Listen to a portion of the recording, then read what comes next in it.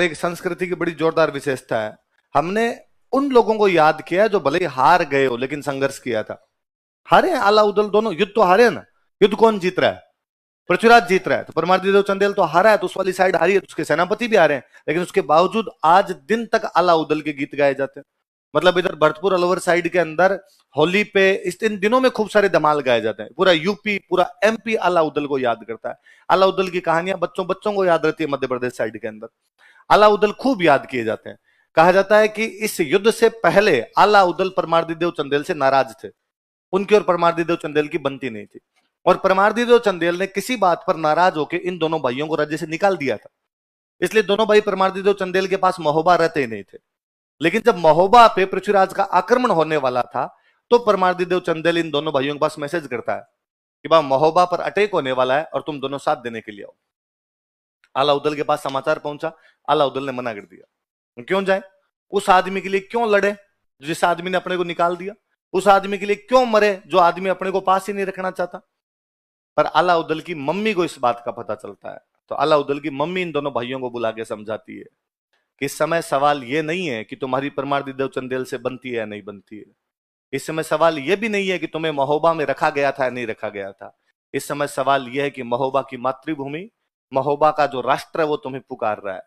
और राष्ट्र की रक्षा करते समय, मातृभूमि की रक्षा करते समय आपस के मतभेद किसी भी प्रकार से सामने नहीं आने चाहिए। हम आपस में 100 बार लड़ेंगे, कूटेंगे, मारेंगे एक दूसरे को, लेकिन तीसरा पक्ष जब भी कभी लड़ने के लिए आए तब कोई भी हमारी अंदरूनी लड़ाई का फायदा उठा ना पाए।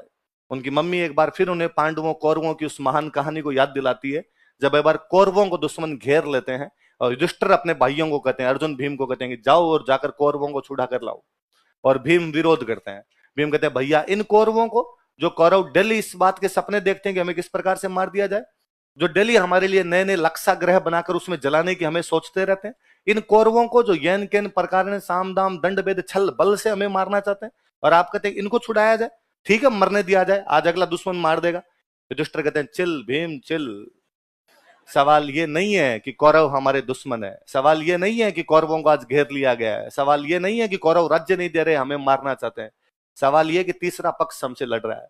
जब हम आपस के अंदर लड़ेंगे तब वो 100 और हम 5 है, लेकिन जब हम तीसरे पक्ष से लड़ेंगे तब हम 105 है। वही हम पंचम अधिकम शतकम, हम 100 से 5 ज्यादा हो जाते हैं उस समय। इसलिए तीसरा पक्ष फायदा नहीं उठाना चाहिए। अपनी लड़ाई घर के अंदर है। वो तीसरा पक्ष जब भी इसका फायदा उठाएगा, मुंह तोड़ जवाब दिया जाएगा। मुझे और याद आता है कि 62 में चाइना अपने पर हमला कर देता है। भारत घिरा हुआ था भयंकर तरीके से। संसद में बहस चल रही थी।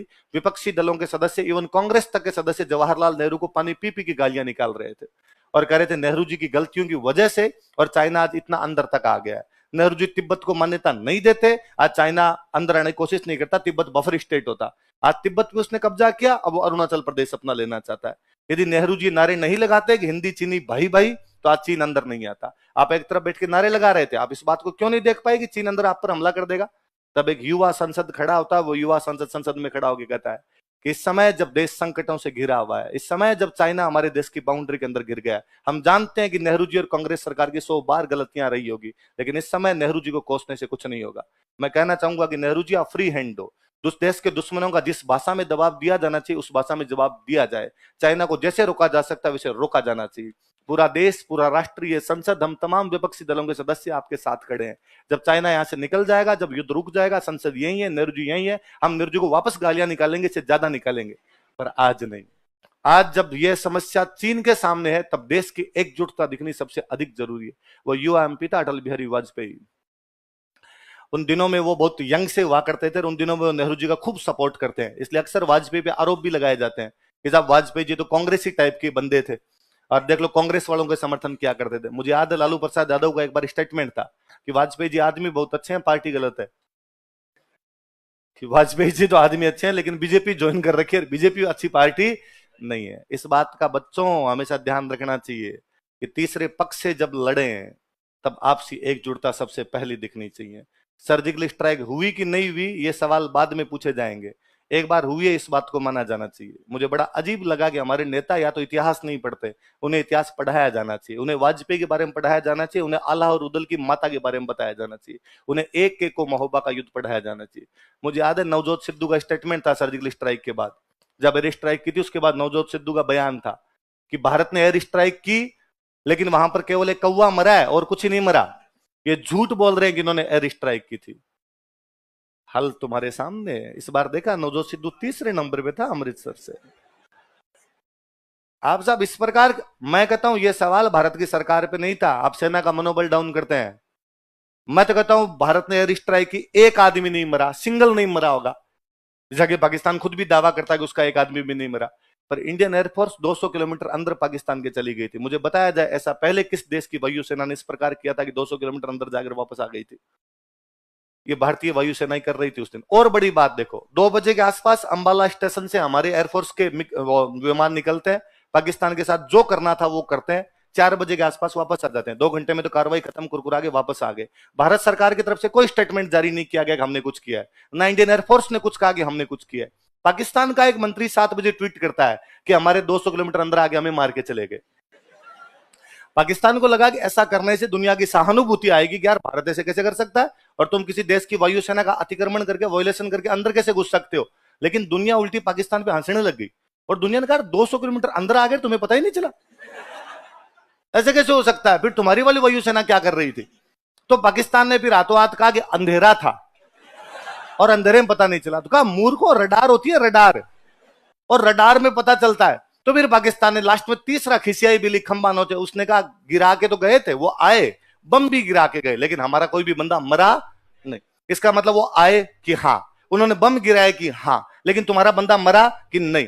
इसका मतलब सूतली बम थे, या भारत वालों ने कैच करवाए होंगे कि देखो मारना नहीं है, तुम भी मिनक हो हमारे जैसे, ये एकदम धीरे से कैच प्लीज, नीचे नहीं गिरना चाहिए। और मुझे तो उसके बाद का इमरान खान का वो संसद का बयान याद आता है। इमरान खान अपनी संसद में खड़े होकर बयान दे रहे हैं कि मित्रों, मेरे संसद के सदस्यों, पूरी दुनिया वालों, मैं तुम्हें बताना चाहता हूं कि भारत ने हमारे खिलाफ युद्ध छेड़ दिया है, और भारत की वायुसेना ने हमारी देश की वायु सीमा के अंदर घुस के हमारा अतिक्रमण किया है, और हम भारत को उसी भाषा के अंदर जवाब देंगे। अब हमारे सामने 2 चॉइस है, या तो हम बहादुर शाह जफर की तरह सरेंडर कर देंगे भारत के सामने, या हम टीपू सुल्तान की तरह लड़ते हुए मारे जाएंगे, लेकिन हम भारत के आगे झुकेंगे नहीं। मगर दोनों स्थितियों में हारोगे तो सही। ये बात तो तुम स्वीकार कर रहे हो कि या तो बहादुर शाह जफर की तरह सरेंडर करेंगे या टीपू सुल्तान की तरह लड़ते हुए, हारे दोनों थे। इसका मतलब तुमने ये तो मान ही लिया कि हारेंगे। फिर इमरान खान आगे बोल रहा है उसके अंदर, इमरान खान उसमें कह रहा है कि लेकिन दुनिया वालों, तुम याद रखना कि भारत ये कह रहा है कि उसके पास परमाणु बम है, लेकिन मैं तुम्हें याद दिलाना चाहता हूं कि हमारे पास भी परमाणु बम है। इसलिए यदि भारत ने परमाणु बम का प्रयोग किया तो हम भी परमाणु बम का प्रयोग करेंगे।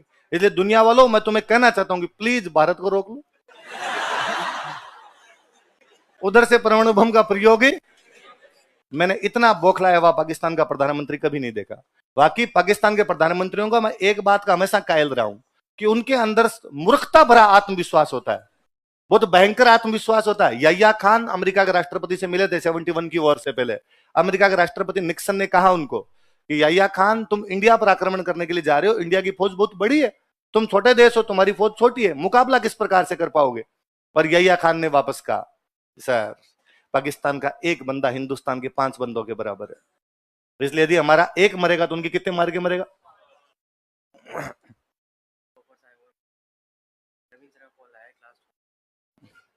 तो कितने कितने बंदे मार देगा हमारे वाला तुम्हारे वाला के जाके? 5। तो उसने कहा कि फिर देख लो भाई, फिर उस 71 वाली वॉर के अंदर पाकिस्तान के 95,000 सैनिकों ने सरेंडर किया। तो भी पाकिस्तान वाले आज दिन तक नहीं मानते, वो कहते 1-2 तो फिर भी मार सकता है। पाकिस्तान वालों को कॉन्फिडेंस बड़ा गजब रहता है इस मामले के अंदर। पर इमरान खान तो कॉन्फिडेंस भी लो कर रहा था एकदम, और इमरान खान कह रहा था कि नहीं साहब, दुनिया वालों की जिम्मेदारी के हम पर रोक लिया जाए। मुझे लगा यार, पाकिस्तान की संसद में खड़ा होकर पाकिस्तान का प्रधानमंत्री इतना बौखला के बयान दे रहा है, इसका मतलब कितनी भयंकर तरीके से लगी होगी उनको, और अपने देश के अंदर चलता कोई कह देगा सबूत दो। तो मुझे लगता है अगली बार एयरफोर्स को आगे वाले टैंक की उस नली पे बिठाना चाहिए, 2-4 को ले जाके उधर ही डाल गया है। तो तुम गिन लेना लाशें वाशें कितनी थी कितनी नहीं थी, बाद में उस हिसाब से देखते रहेंगे क्या हुआ क्या नहीं हुआ। इसलिए याद रखा जाना चाहिए, हम सवाल पूछेंगे हमारे देश की सरकारों से, हमारे देश के तमाम सत्ता प्रतिष्ठानों से। सवाल पूछना हमारा अधिकार है, हम लोकतंत्र के अंदर जीते हैं, पर उस समय नहीं जब तीसरे पक्ष से उलझे हुए हो।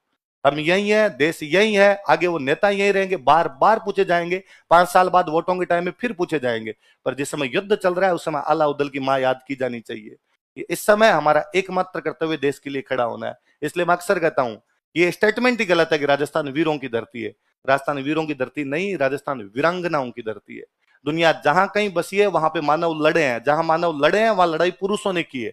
लेकिन पुरुषों में से कोई अच्छा लड़ा होगा, कोई बुरा लड़ा होगा, कोई कायर रहा होगा, कोई वीर रहा होगा। एकमात्र आपके राजस्थान की धरती है जहां पर महिलाओं के इस कदर बलिदान के उदाहरण मिलेंगे। एकमात्र आपके राजस्थान की धरती है जहां पर इस कदर महिलाओं ने अपने बेटों को कहा होगा कि मर जाना, लेकिन इस समय दुश्मनी आपस के अंदर देखनी नहीं है। इसलिए कभी सूर्यमल मिश्रण अपने लिए कहते हैं कि इला न देनी आपनी न हल रियो हुल राय, मात सिखावे पालने न मरण बढ़ाई माए। कि तो ऐसा ये इसलिए है क्योंकि अलाउद्दीन की माँ इतनी बहादुर थी, अलाउद्दीन की माँ बहादुर थी। चलो ठीक है।